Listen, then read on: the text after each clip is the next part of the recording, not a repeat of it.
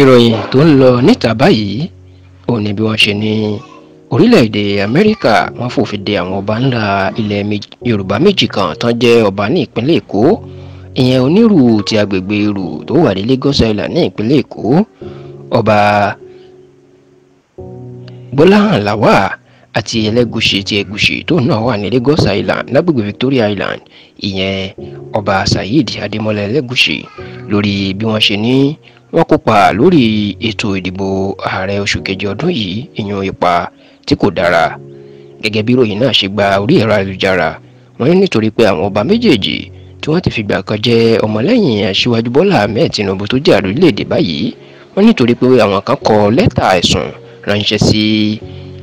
orílẹ̀-èdè Amẹ́ríkà pé ká má jẹ́ ká wọlé síbẹ̀ lórí pé wọ́n kó ipa tí kò dára lásìkò ètò ìdìbò ààrẹ ọdún yìí, inú jẹ́ kí wọ́n máa fòfin de àwọn bàbá méjèèjì náà. Ṣùgbọ́n ṣá o, tẹlifíṣàn Yorùbá Tòótọ́ gbọ́ pé àwọn bàbá méjèèjì náà wọ́n ti jẹ́ kó di mímọ̀ o wípé kò sóòótọ́ nínú ìròyìn náà rárá, nítorí pé kò sí ẹnì kankan tó fòfin de àwọn, àti pé àwọn ọ̀tá àwọn pàápàá àwọn ọ̀tá ààrẹ Bọ́lá Ahmed Tinubu táwọn jẹ́ alátìlẹ́yìn ẹ̀, àwọn ló wà lẹ́yìn ìròyìn ẹlẹ́jẹ̀ náà tí wọn kò sì fi òfin kankan wọn fi de àwọn, nítorí pé àwọn ò kópa kankan tí kò dára lásìkò ètò ìdìbò oṣù kejì ọdún tá a wà yìí.